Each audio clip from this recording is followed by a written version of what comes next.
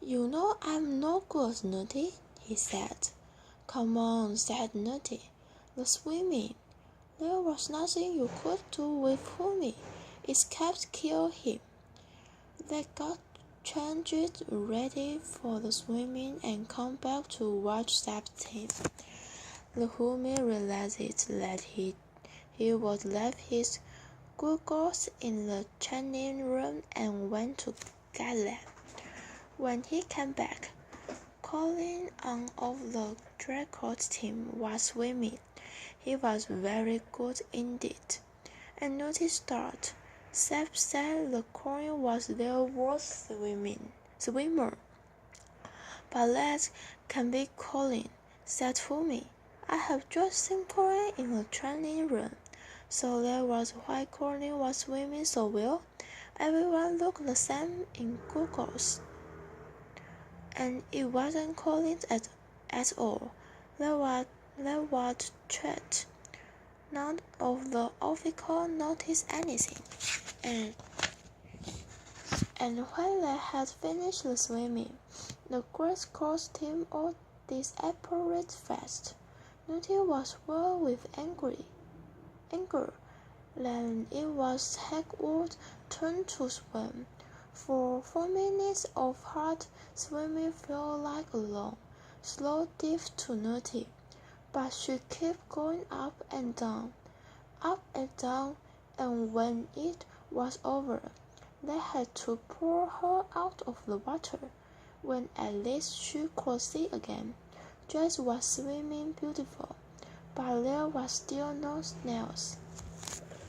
Nutty went to get dressed, and when she came out to meet the others, she looked over towards the swimming pool.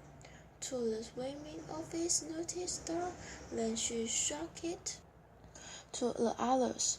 Look, there he is. Now we have got a chance of winning. Nels had come at last. Nels had already done his shooting, and now he swam wonderfully, moving fast and easy up and down the pool. It was a 10-meter pool. The Nels did 34 launches in 4 minutes. Nutty wanted to laugh out loud with happiness. Not bad, she said when Nels had finished. But where have you been all this time? Nels looked angry. I was asleep in the shed in firelight field last night, and the police come and got me. They asked me where I have, and I wouldn't tell them. So they looked me up in the police station all night. I had to agree my way out this morning. Putty came to feed me, because I told the police she was my mother. Biddy was a bit angry about that.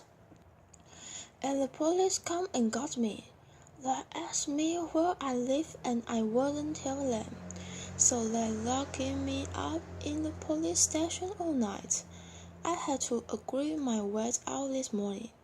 Biddy came to feed me, because I told the police she was my mother. Biddy was a bit angry about that. Nutty wondered what would happen to Nels after today, sleeping out in fields. No real home to go to, nothing to look forward to. But there was no time to worry about that now. There was still the running and the riding to go do. Dracos went first in the running, and Nutty watched them angry. We are well behind after the chatting, she said, and just look at them now. Green coats were running well. We have just got to keep going, Nutty said, and they did. But it nearly killed Nutty, who me running in front of her.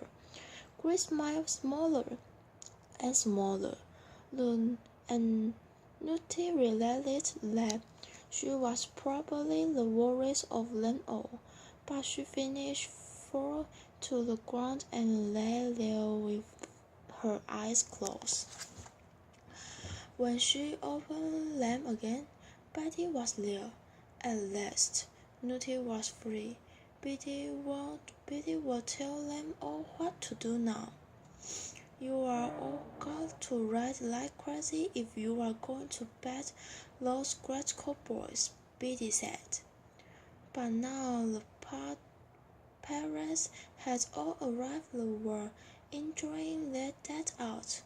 Uncle Ben had bought the horse, and Homie was looking at both with dreaming eyes. He was in another world again. Nels and Jess looked worried. Switchback Nels' horse looked very big and strong and would not be easy for him to ride. When Nutty went to look at the scores, she saw that her team had 4 were behind Junior Cross now. They all need clear run in the riding to have any chance of winning at all. Homer rode past on Bonnie's, and Nutty suddenly realized that Boss was no longer the thing. Miss Terrible horse who had come to them. His eyes shone and he looked more like a 3 years old. Ready to race and to win, little Homie will never be able to stop him. Noticed so worriedly. Great course began their riding, and Nutty was very pleased indeed when Steph fell into the first ditch. The rest of the Great Coast team looked worried and Nutty smiled happily. Then she saw Gloria and rode up to her. The church did not let. Nutty said angrily, and Gloria looked uncomfortable. All 4 Grand Coast riding did badly. You already got to go well, Nutty told her team. We could bet them, but when they heard this, the others looked more worried than ever.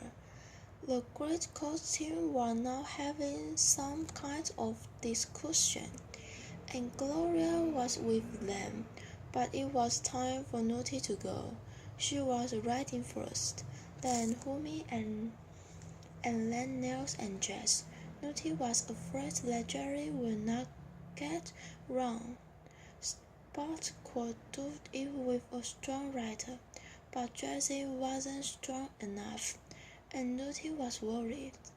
The starter looked at his watch. Go, he called, and Nutty had a wonderful feeling of excitement. This was what she was good at, and midnight fell over the ground. The course seemed easy to Nutty as they went over the jumps with no trouble at all. Cross the next field, over the big dip, and up into the woods. Away below her on the left, she could see the man run with the cars.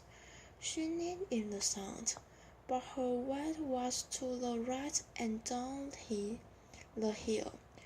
There she had to stop, got off her horse, and open a gate.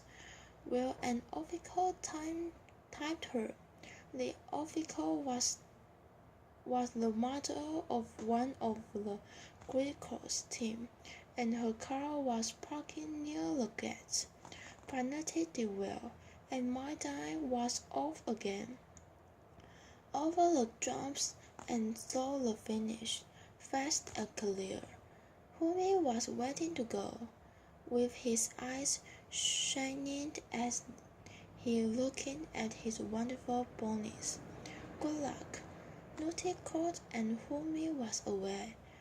Ponies went off like an express train, and there was no way he was going to stop before he heard the crowd shouting for him at the finish.